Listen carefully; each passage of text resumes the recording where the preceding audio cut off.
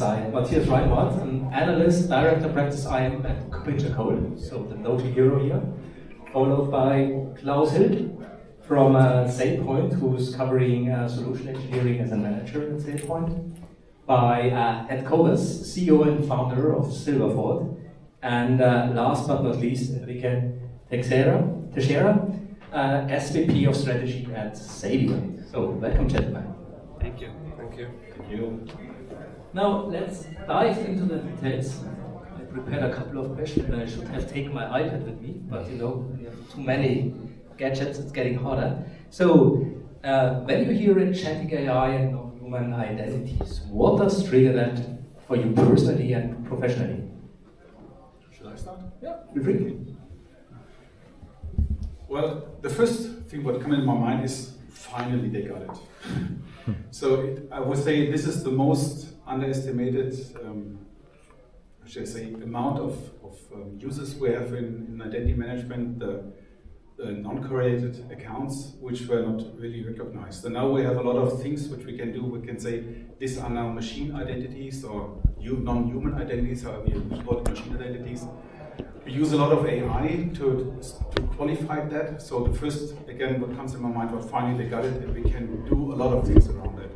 So you mentioned that in your presentation from 11, when you say we have 5 to 10 times more machine identities in the meantime than we have standard identities in a system. And this is an amount of data which is absolutely unbelievable. Since I know any kind of identity management project, this is, I would say, 25 years what I do, that at the moment, every time I said, there are a lot of uncorrelated accounts, please care about them. What the guys don't do is care about them. So now, finally, they got it, finally we can care about this, so I'm really happy about it. So, first of all, I think that the adoption of Agentic AI is probably the most exciting thing that we've witnessed, right? So I am very excited about it, not only as a security practitioner, but just, you know, in general. And as a CEO, I'm trying to adopt it in the company as much as I can. I think that it does create huge risks and also opportunities, right? And I think that the challenge is going to be speed. You know, we've never faced a risk that is evolving so fast, that, you know, we're trying to build a solution for and we don't even understand it yet, and it changes every week. But I think that as a security, you know, industry, we will have to be, you know, fast enough in order to meet that risk, because nobody's waiting for us. I think that's the thing that I understand. You know, being a CEO myself and also talking to our customers, is management is going to basically adopt Agentic AI whether we all want it or not. And the pressure on security team to secure that is going to be massive. It's basically going to be, you know, you need to basically accept it whether you're ready or not. So it does create completely new challenges for NHI security and other elements of security, but I think that this is our responsibility to solve it super fast, you know, more faster than anything we've ever faced. I agree with Head on the speed challenge that we have, right? And Kuppinger, they have published research that the agent AI market today is a $5 billion market, and estimated to grow to $74 billion. So we're talking about a whole new landscape, a new attack surface, which is going to be bigger than cloud is. Cloud is 25 years old today, right? And when we think of Agentic AI, it's not like, oh, eventually this will come. It is already a $5 billion market. Just for comparison, this is bigger than all the IDP markets combined of Entra ID and Ping Identity and Okta together. Okay, so the market today and the adoption of those things, if you're using AWS Bedrock, if you're using Azure Copilot Studio, it is too fast, and it's going to be worse in a sense than shadow IT, in a sense that citizen developers, they are building those agents. One of the things that we'll be talking about tomorrow is that, yeah, there's no human resources for those type of agents, right? So there's all those non-humans, all those machine identities, they are going to be multiplying much faster than we have seen with humans. So I think speed is perhaps one of the biggest challenges.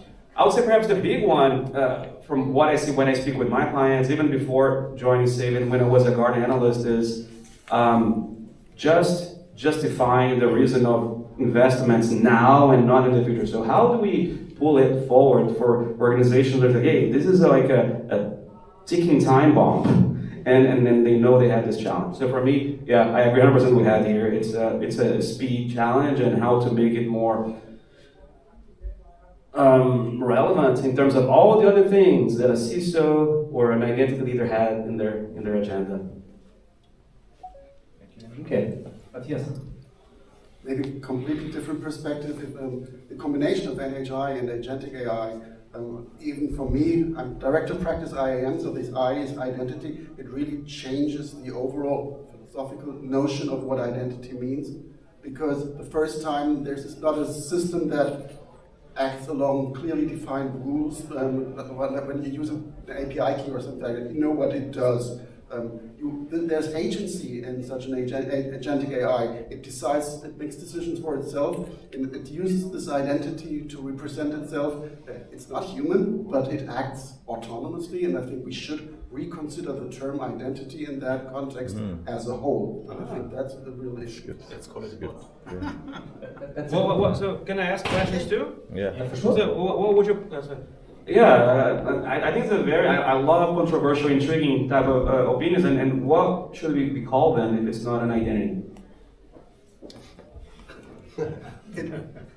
The question is really, first of all, what's the identity? It's the one that, if you use your identity, you are unpredictable as the agentic AI. And the same happens there. It's not a human, it's not an animal, it's not a living being, but it acts autonomously, it has its own agency. I don't know a good term. I think we're all struggling with NHI, workload identity, secrets management, blah, blah, blah. We are lacking a good term here. Good. Absolutely. Basically, this discussion is going on longer, so probably Glaser recently talked about what's the bucket access management. So basically, 15 years ago it was kind of single sign-on and you're good. Now those terms are often undescribed as vendors, analysts, but also users and customers put in more and more, kind of blowing them up or inventing new abbreviations, kind of cleaning up clear terms and definitions might be helpful for everyone to have a clear understanding. It's this bucket and this bucket, what you can expect from a solution covering topic A, B, C. I think that I completely agree that it's a new type of entity, and I think that it creates new challenges, but also opportunities that we didn't have to secure humans or NHIs. For example, it's not predictable, so we cannot understand what it's doing like we can do with a service account and lock it down to that very specific behavior. But on the other hand, maybe we can interact with it. We can actually ask an AI agent, why are you accessing the CRM? And maybe we'll actually be able to interact, which is something we couldn't do with NHIs. And maybe it won't even be bothered if we ask it 100 times a day what it's doing, which humans would be. So there's maybe opportunity with the fact that we're dealing with something that is actually interacting with us, but it's not bothered by bad user experience. So it's just a new thing that we'll need to develop a whole new approach for. I would say at least you can disable the account. So guys, calm down a bit. Yeah? So I would say, machine identities are not really new. So this is, when you follow the data breach report from IBM, this is for years the most used honeypot for every hacker to log into a system that, welcome to the system, now I'm here, thank you for the rights, I've got my own account, now I'm working with you, or in you. Yeah? So this is not new. What is new is that we have the more built-up connection between OT and IT, so we see more machine accounts now in the systems. This is relatively new, that this connection is there. And now we have to react on that, what is there. So if you look in your identity management system, hopefully every one of you have one, then you found tons of uncorrelated accounts. And the question is, how far do you out the machine accounts in those uncorrelated accounts? Hopefully our Sailpoint, because we can deliver you the answer to that. You can make a definition, when is the account for me an account, or you can use AI and we give you a recommendation, what of those accounts might be machine accounts. You can accounts combined to machine identities, you can certify them, all that stuff. this is not the end, this is the first step, the first iteration, that you can control what you have. If there come more intelligence in there, I would love to see that with Agentic AI, that you can talk to those guys. Yeah, what are you doing there? So stop that. Yeah, I don't like that. But this isn't that called threat detection, more or less, what we have? So if a thing behaves a little bit strange, that you can say, okay, that's not what I want. Start a workflow, whatever it is. There's a question. Yeah, it would be, if possible. So my question is, looking at Agentic AI, yet they still have constraints because they need to justify to access something. And I think that's where it's all about, right? The same thing with a normal machine. You also need to it will interact, it will have interfaces. But still they need to be justified to be activated. If you don't have those, you can block them. Same with an Agentic AI. You will give them constraints within policies. So in that sense, or ask it, I think it's an interesting idea, can you justify accessing this on behalf of? If the answer is no, and the justification isn't correct, then you can still block it. So I think those are the frameworks that we will now need to build. Yeah, but that's indeed because they're not exactly like the WoW for humans. They're different. When you say it will ask for it. It could be, right? Yeah. No, I agree. And maybe there will be another Agentic AI that will approve the access. My idea, But this is something that is new, and it requires some work. And if we had a couple of years, I wouldn't be worried, but we don't. We have months. I think many companies are already adopting it. And I think that in this case, security is going to be behind. We'll build it while we're running, but I don't think anyone is waiting for us. I think the business is running because competition is adopting AI. And when competition is going to adopt it, the business will just tell you, we're adopting AI whether you like it or not, whether you're ready or not. So we just need to build those frameworks very fast, but I think that this is the direction. Yeah, and I agree 100%, Andre. And when we look at what happened with single sign-on, perhaps 15, perhaps 17 years ago, right? You and I spoke about this. I heard things like, Henrique, you're crazy. I'm never gonna buy single sign-on. This is a security risk. One password, give password access to all. Well, I'll tell you this. Agentic AI is way better than SSO. It's like this one. You don't interact with apps anymore. You interact with this agent that will be doing all this stuff for you. So yes, it's better than single sign-on. Way more dangerous than single sign-on. And to add a point here again, we're going to have the same controls we had for single sign-on. And good thing is we humans, we built all this good stuff on top of SSO to make it safer. We built MFA, we built threat detection response, we built passkeys, passwordless approaches. This was all to protect a benefit of SSO. So the benefits of Agent AI, I think they are undeniable, right? And if you're not adopting it today, you are losing to your competitor. I think that's it's a fact of life. Agents, they'll be bigger than AWS, bigger than Google, bigger than Azure. It's going to be as big as that. And they say, this will kill apps. So I think we, and including you here in the room, you have the job of building those additional controls to those agents, right? MCP, all this, it's so new, right? And Anthropic came up with this protocol last year, what was it, September, October, right? So, and how many startups have you seen? We have an MCP server now. Everybody has one. I think all of them. So maybe there's one way of doing it. It's just that it's too new, and but we've done it before. And then to your point, I agree too. We've done it before. It's nothing new in that sense. Yeah. So we have one question. Yes, thank you. I think it's really a nice idea with asking the agents and so on. But probably we have to think about what if they are learning to lie, and how will we detect that they are lying, that they are not tricking our agents on the other side?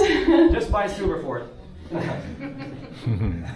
I think that there's again a new world here of understanding what those agents are doing and understanding whether it's risk or not. I think that it will be impossible to deal with it without using AI in the process, which I think is a good thing.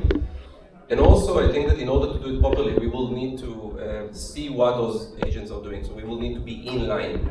And that's important because I think that for a long time, identity security, things like ITDR and others, I think many vendors, many solutions were taking them in a direction that is a bit retroactive, meaning, people will access things and then we will look at the logs and we will try to figure out if it was bad or not. Here we cannot do that. We have to be in line. We have to see what the agent is doing in real time and be able to block that while it's happening. We will not be able to read the log after the fact. It will be way too late. By the way, attacks that are using AI to make decisions will happen within seconds. So the whole concept of detection, and I know it's a big thing to say, but I think the entire concept of detection is going to become irrelevant without immediate real-time response that happens in runtime. Because what's the point of detecting and sending alerts to the SIEM if the attack already took place and was completed in seconds, because it's all AI-based decision. And we're starting to see some of that. Yeah. So if we are able to do something that is in line, and MCP is actually a good way to potentially do that, because we know how those systems interact now, and we'll be able to understand using AI, is it okay or not, and maybe interact with the agent itself, so maybe ask the agent why is it doing. There will also be cases where we'll have to add a human in the loop and ask the human that is the owner of that agent, is this okay that this agent is doing this, is this fine? Not too much, because we don't want to slow it down. And then, in some cases, have to block that session in real time. Again, all of this is not like new concept, it's just a completely new implementation and a new approach, and we need to build it really fast. But all of this is it's clear what we need to do. Can I add to that real quick? Oh, sorry. And what I like is that's the type of question we should be asking at this point, right? So as you can tell, and in the conference here as well, we see more about the problem statement and people understand more about the problem. The solution itself, I think that there are multiple ways of approaching this. And specific to the fraud, it may be too late to Head's point, right? So when we get to the point of behavior analysis, that kind of breaks everything apart, because machines, especially machine identity behaving, very similar to humans now. So, but also they could be so different. So I don't think UEBA, the traditional ways of doing fraud detection would work. There's a lot of prevention. So what I recommend to my clients too is that, well, you have secrets management, you have service account management, you have all these good things you can do about API key management, digital certificate management that applies to agents, and those are very traditional cybersecurity controls that we can apply today. So just what I want to mention, so when you say maybe we can talk to the agent and we can talk to the owner, my question is who built the owner? Who decides which is the owner of the thing? So that means there is tons of work to do, and this is new. So we have these machine identities for decades. But what new is that we have to take care about it. We have to know who is the responsible guy for that. And this is new, and this is where you need some pre-work to do, which is already there, which is doable. You can add an owner to that. But this is a ton of work which has to be done, and there is AI a very welcome place, because this amount of data could be done more or less automatically, or by defined rules, I would say, that it is automatically filled in, and then you can do all the nice stuff. I think this is almost a prerequisite that we have a human owner for every NHI. Excellent. But so it's nice if we talk about, if we have this and then we could this and that. Yeah, but we can do the second step, we have to fulfill the first step. And believe me, most of us haven't done the first step at all. So this is, be aware of what you have on machine identities. Is this real? Have I 5 to 6 or to 10 times more machine identities? Is that really true? I can't believe that. And so this is what you have to realize, and that you have to care about that. And this might be amount of data you will be surprised of. Yeah, absolutely. So it's not just a technology problem, it's also a challenge process. Exactly. So not be happy that we will have agentic AI without any groundwork, basic work of that. It was nothing. Yeah, it doesn't work at all. Yeah, I think everything that you said applies to NHI in general. So ownership, accountability, and making sure that there's even liability, that you understand what happens. But if you have the combination, so NHI X, agentic AI, then this problem gets bigger, and that is about model governance, that is about everything that really you want this autonomous thing to do for you, and if it stays within the guardrails, that's what I said. Everything that you mentioned is fully true, but I think this panel is about this combination of both, and I think then you add this additional level of complexity. That is something that we need to take care of. So time is running, 2 minutes left. Gentlemen, probably statement from each of you. You are regularly kind of talking to customers, to CISOs and to CIOs. What would be on your agenda when you're talking to one tomorrow as a recommendation? Let's start with Klaus. Must it be related to non-human entities? Because my recommendation is no matter how many applications you have already connected, connect more. So content is the lifeblood of any kind of identity management system. If you don't, what you can't see, you can't manage. It's that easy. So connect whatever you have on the system. For CISO talking, we're talking about maturity, we're talking about more secure, be more safe, have less of production faults and things like that. So this is what we can talk to the C-level. They don't care about technology. If you use one word with technology, they are shut down and they don't listen anymore. But if you talk about maturity, how you can get more mature, get more secure, things like that, and you need, let's say, 2 million to get more secure from a level, let's say, from 30% to 50% or 60%, they might be able to give you the money that you could do things, and then your identity management system or your machine identity system might be in a good way. Thanks, Klaus. I think that one of the most important things is going to be we need to really have good discovery of everything we actually have in all these NHIs. Which of them is an AI agent? Which of them, what is the ownership of each of them? We need to set this infrastructure, because once we need to start protecting them, this will be key. If we don't know who they are and who's their owner and all of that, everything else that they said will not be relevant. Once we have that, I think that within the next months, it's not going to take years. Within the next months, organization will need to start thinking about how they actually secure that access. And I think that the way to secure that access will have to be inline monitoring and protection for those accounts. It will not be looking at the logs and sending alerts. It will have to be some form of inline control of what those agents can access and potentially blocking them for accessing things that they should not do. There are solutions that are already out there, and I think that organizations think that it's too futuristic to look at it right now, and maybe that's true, but I think that when time comes and it will be relevant, it will be at the last minute with tons of pressure coming from management to adopt AI right now. So I think that within the next months, organizations will have to start looking at it. I want to start by saying how happy I am to share this stage with the amazing people, and thank you, Heiko. But when I'm talking with clients today, there's only two things that matter to them, and they're super happy when we bring it up. Number one is they love something which is actionable. They love the low-hanging fruits. They love the quick wins, right? And one thing that I always say is that if you are a CISO, if you are a cybersecurity leader, right, and you want to protect your environment, you got to put identity first. That's undeniable, because the attackers are already putting identity first. They are attacking through identity. Number two is, if you agree with that statement, the highest percentage of chance of catching a bad guy is on the non-human side of this house, right? And as we discussed here today, if you think of all the possible workload types of non-human or machine identities, they will likely be coming from an agent, agentic AI. So from that mindset of a low-hanging fruit, quick win, that's the investment for 2025 and beyond. That's what I think we should be doing today. Is we should be talking about the elephant in the room, which is this non-human piece. Mathias. Thank you.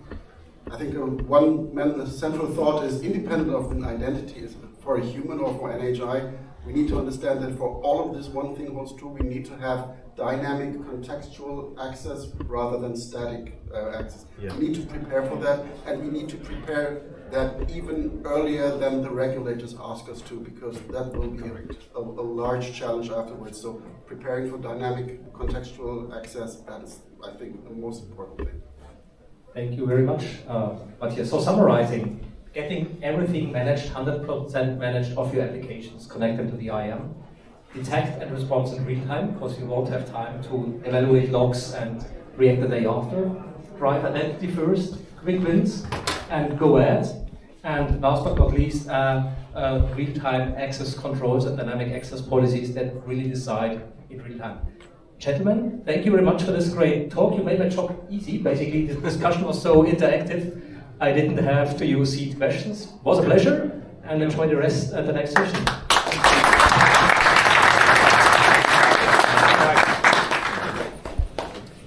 Thank you, Heiko. Good job. Henrique, Head, Klaus, and Mathias. A fascinating discussion. The debate will go on and on and on this topic for sure.